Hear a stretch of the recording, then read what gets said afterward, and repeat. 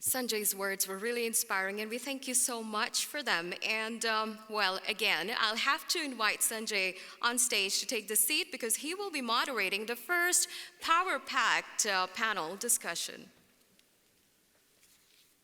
Ladies and gentlemen, Sanjay again, please, big applause. And now, for this keynote panel, how to prepare for the progressing role of Martech, we have chief marketing officers joining us from leading companies to share their thoughts on how they have aligned their goals with the new dynamics of their roles. Let's welcome first Khaled Tash, the Group Chief Marketing Officer from Saudi Arabian Airlines. Ladies and gentlemen. Thank you so much, Zain.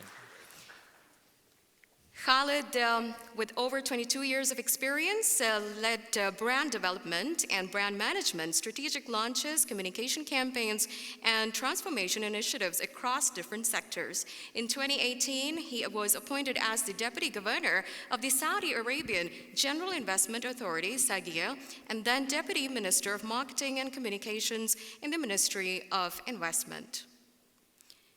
Our second panelist is Tiago Rocha as our next panelist.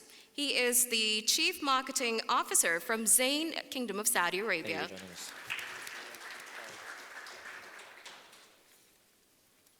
Tiago brings to Zain KSA over 15 years of experience as a strategy consultant and an executive in topics such as marketing, S&D strategies, brand positioning, customer experience, and digital transformation.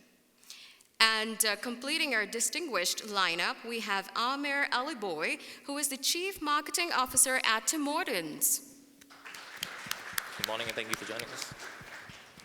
He has started his career in Jeddah, Saudi Arabia in 2002 at Impact and took up roles in both Dubai and Riyadh and worked with brands such as PepsiCo, Emirates Airlines, P&G, and Yum Brands. He also set up and led the BBDO Pakistan office. Ladies and gentlemen, let's begin with our panel discussion. Sanjay, the floor is yours. Thank you so much, Sahar. Thank you so much, first of all, for taking the time out and being a part of our conference today. We value your presence and your participation at this event. Now, I just want to get this panel started by talking about what has changed over the past couple of years. We know there's a lot that has changed over the past couple of years. So without wasting any more time, Khaled, I would like to get you in. How did you see your marketing strategies reshape? What kind of gaps did you see? And most importantly, how did you fill those gaps? So thank you very much, and it's a pleasure to be with all of you here and with the colleagues. I think the past 2 years probably were globally and locally, of course, were themed with the pandemic and what the pandemic has brought to this world. And I think there's a lot to be learned from the pandemic. 2 years that I think probably from a business standpoint to be forgotten in terms of business results. But I think one of the key changes that is happening in Saudi Arabia that we probably saw a big shift over the past 2 years, probably even before, is the change in the opportunities that are available in Saudi Arabia, but also for Saudi brands to compete globally. The country is opening up. I would say the biggest strategic change in my line of work in Saudi Airlines has been opening up the country to a global audience. Saudi Airlines is a legacy airline. It's the flag carrier of the kingdom, 77 years old. But I would say for the good part of its history, it was an airline that was tasked with taking Saudis to the world. And now what is changing is that we're bringing the world to Saudi Arabia. Flights that went full with Saudis going to study or going to vacation were coming back empty. Early summer, imagine a lot of Saudis want to go to Europe or the US or anywhere in the Middle East or the Far East for vacation. Early July, flights are full outbound, but they come back empty because there aren't enough people from there who want to come to Saudi Arabia. So that's a huge strategic shift, and we're probably still not there. We actually did our first brand equity study for Saudi Airlines last year in 2021. Because before that, we were not really a global brand. We were a Saudi brand that was connecting Saudis with the world. So we did a kind of a landscape assessment of where we stand, and it's no surprise that Saudi Airlines, in terms of awareness globally in most of the key international markets, is still in the very low single digits. So we're still at the very beginning of our marketing funnel, let's say. Now that gives us an opportunity, because we're starting from a very low base, so the sky is the limit. We can really get a lot of momentum going with small activities here and there. And I think one other advantage is that we're coming to the game where technology really enables us to reach audiences that were very difficult before to reach. We talk about the up until when we started our career, probably in the 90s, where we needed to do TV campaigns and outdoor campaigns and very expensive PR campaigns to reach a fraction of the total target audience.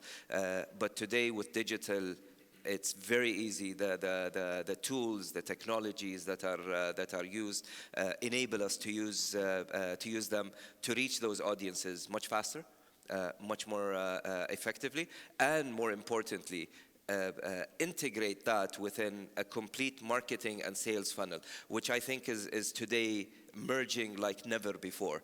There used to be a lot of segregation between what marketing is tasked with and what sales is tasked with. And I think today that convergence of marketing and sales into one funnel, e-commerce is becoming something where marketeers are responsible for, but also sales are responsible for. So that's one of the biggest changes. So I would say pandemic and all the learnings that we got from it, including working from home and how people value things like sustainability, etc. Globalization, I think, is coming to Saudi Arabia like never before, and becoming a globally relevant brand is today not only important if you are operating in global markets, but also if you are a local company. And last but not least, this convergence of marketing and sales into e-commerce and a unified funnel. I think those are the key strategic changes. And Tiago, for you?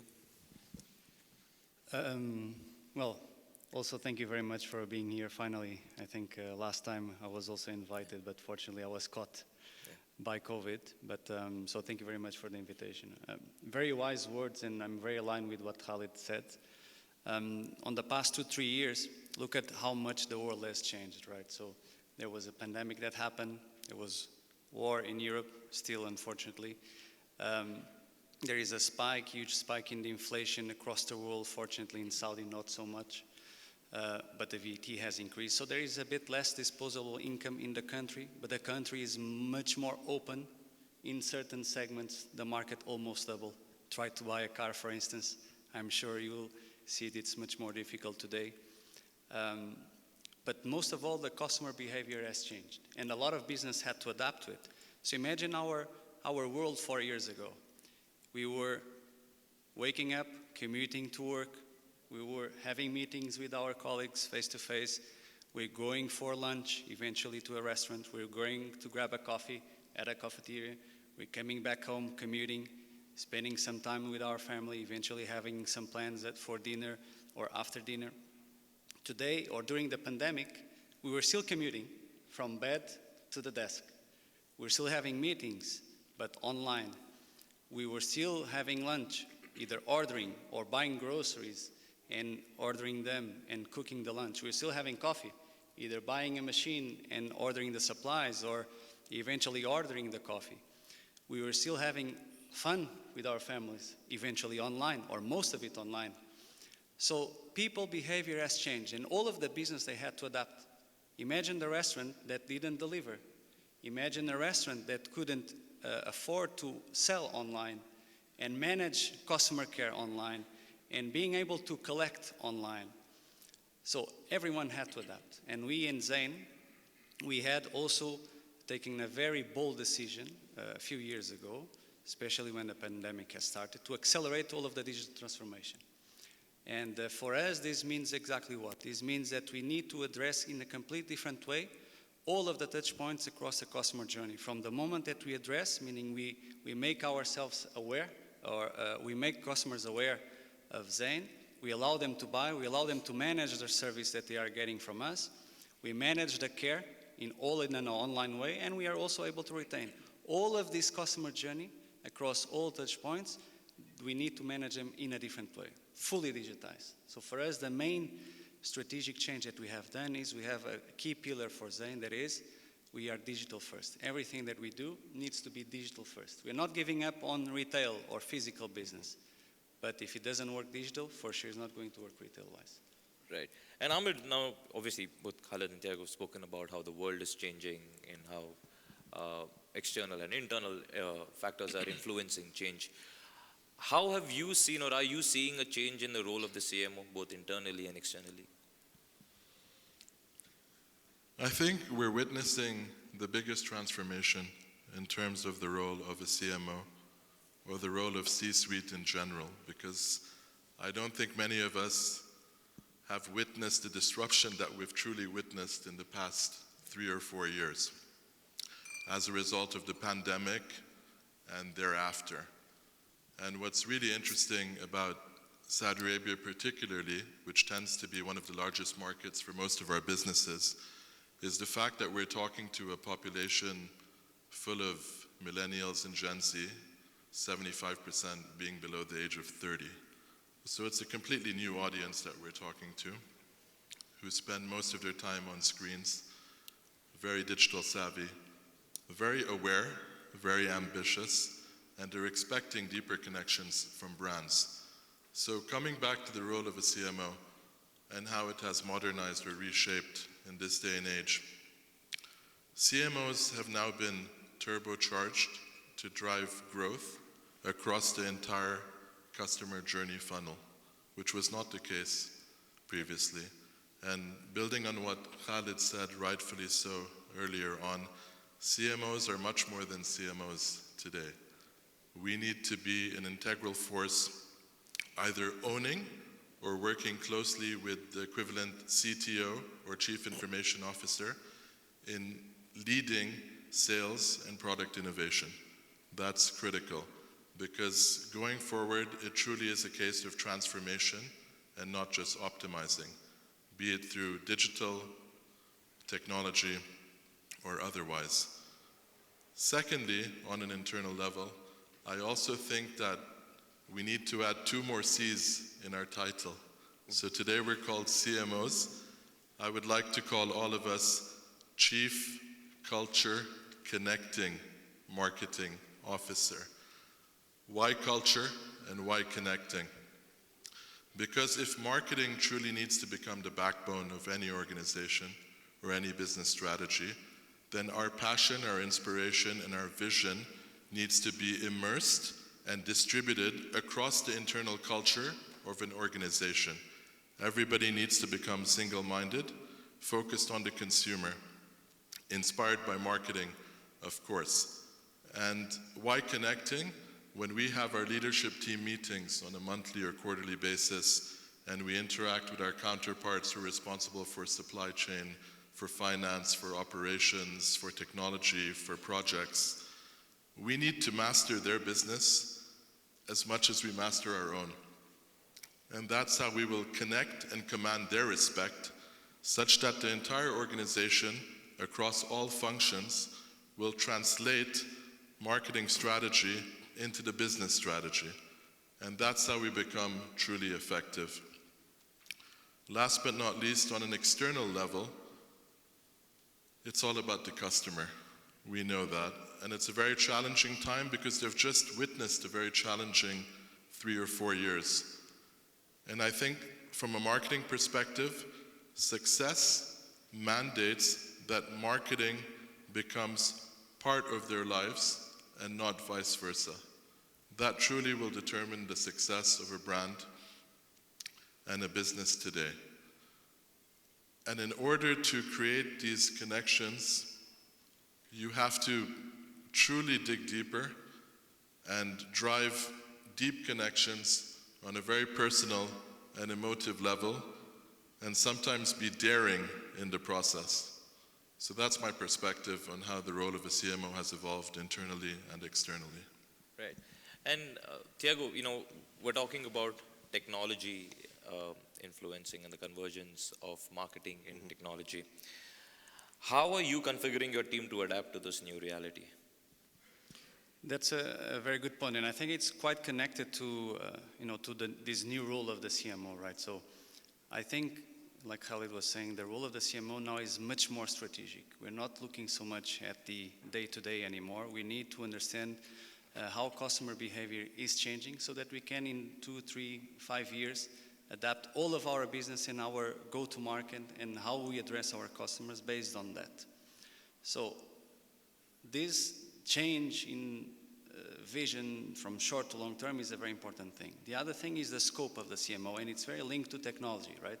So imagine, customers today, they are all online most of the times. In fact, time that is spent online by customers has increased 2 to 3 times on social media, on e-commerce, versus what they were doing before physically.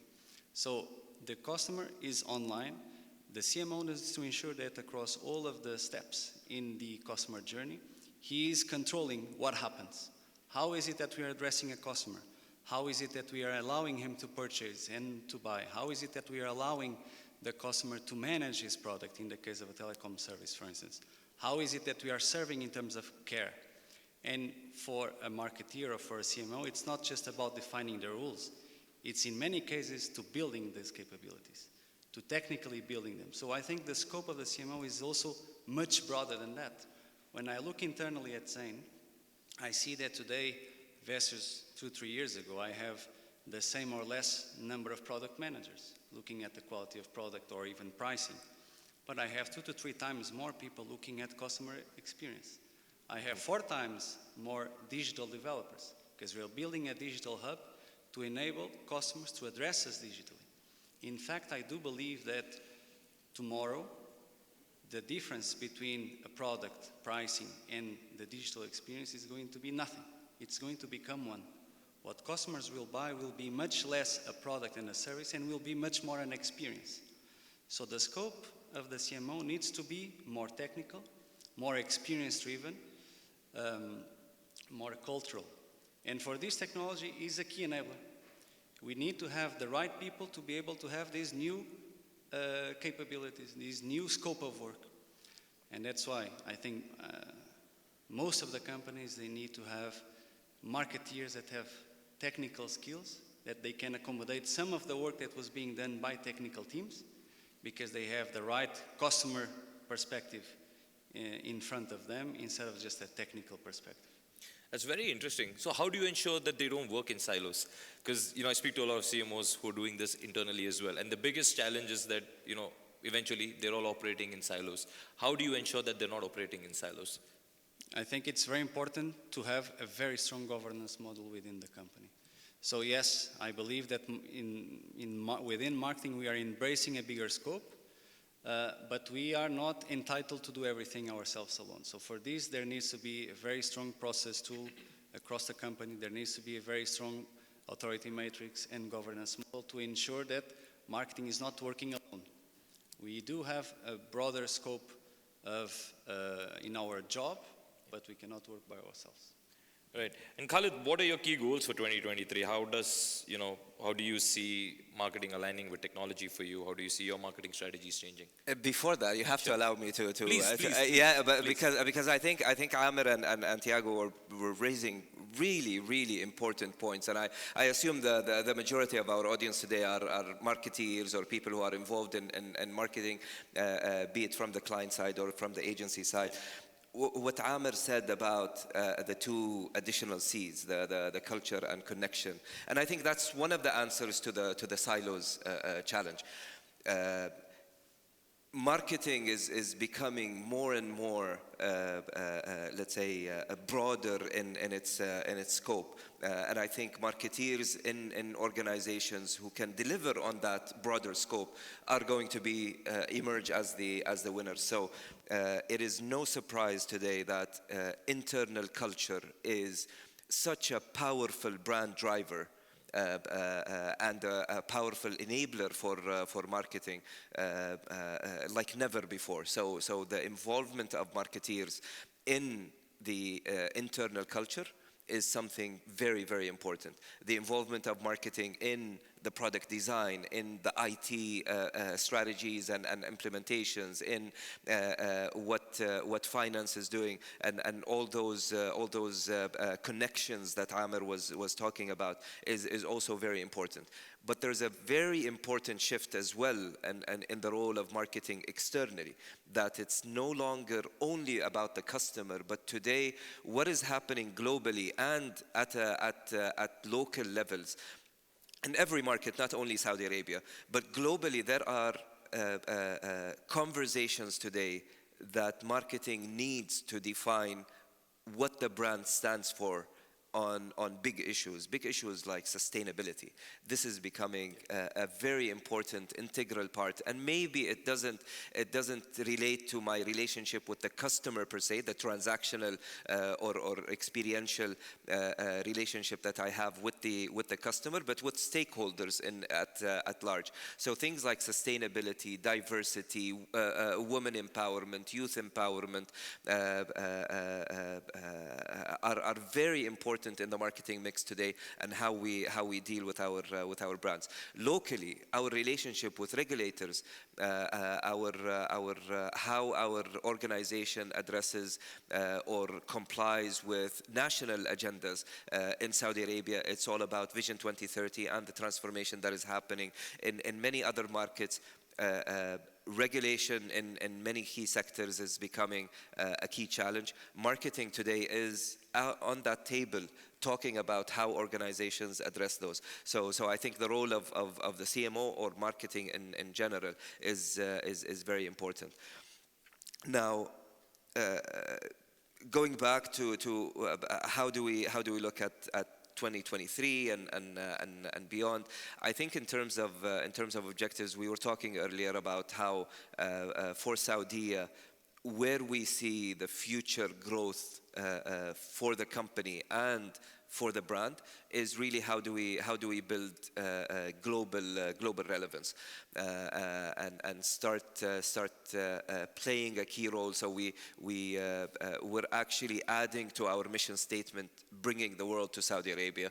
That's one of our key strategic priorities. Our objectives for next year is to actually build up small satellite marketing teams, and we're starting with 5 key markets or 5 key regions globally. So building that, and that's the first time in our history, at least, that we have global marketing operations. So that's going to be an interesting exercise that we undergo. But we're also that doesn't mean that we're satisfied or we're happy with the status quo when it comes to what we do locally. 80% of our business is still Saudis or people residing in Saudi Arabia and going back and forth. Our loyalty program is one of our key priorities for next year, and for that we were having a session this morning about loyalty before this session, and I was talking there about how we want to take our loyalty program, Al Fursan, our frequent flyer program, from a transactional-based program into a relationship-based program. Today, everything is designed around how can you earn more points or how can you redeem more points, and we want to take that into more of a relationship thing. And Martech plays the key enabler for that. Digital transformation overall is the name of the game when it comes to our corporate priorities. We understand today that aviation in general globally has been lagging, I would say, in the digital customer experience. Today, it's very easy for you to imagine probably 6 months to a year, you would never need to use or to physically visit a telco operator or a bank. But today, not a lot of the services in the airline industry are digitized. So taking that, we give an example always of how easy it is today to order an Uber. 2-3 clicks, okay, and it takes you from point A to point B at a cost. Why can't an airline ticket be as easy? I mean, every time you go, you have to fill in information. You have to give them, why do I need to tell you every time as a customer, tell you that I like a window seat or an aisle seat, or I like this meal or that meal. I go to the barber shop. I've been going to my barber for the past 20 years. I go there, I sit down, I do not need to speak a word, okay? He knows me. He knows my name. He knows what I like. He knows what coffee I like. He knows when do I come. Why can't an airline be like that? Banks are becoming kind of more advanced than that. Telcos are becoming more advanced. Our mission in Saudi and our promise to the people is that we're going to use whatever those 9,000 companies, and we're going to look for every possible solution where we can digitize the customer experience. We can bring a loyalty program where we actually are loyal to you, not you are loyal to us. And we bring those digital experiences and build a relationship rather than just a transaction. I think that's very interesting. I want to stick with technology, Aamir, and I want to talk about the importance of data. And I'm sure for your business, it's very important because customer behavior, trends are changing constantly. There's influence of TikTok and other social media channels. How are you assessing data to, predict the next move for your business? So for me, the past 20 years, I was on the agency side. So I've transitioned to the client side fairly recently. And I've realized that one negative about being on the agency side was the fact that we did not have the exposure and access to data that clients do.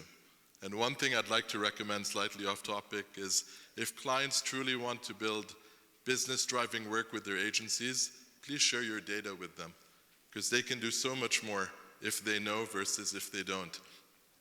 But coming back to the question, I wake up every day at 9 a.m. and I get data points. I have analytical data, I have MIS data, and I'm able to tell my revenue yesterday across markets, across cities, across stores, across product mix, across demographics. So it's fantastic to have the power of data and the power of analytics, because in the absence of such, you truly can't optimize. We love to use this word optimize, but in the absence of data, in the absence of tech, you truly cannot optimize.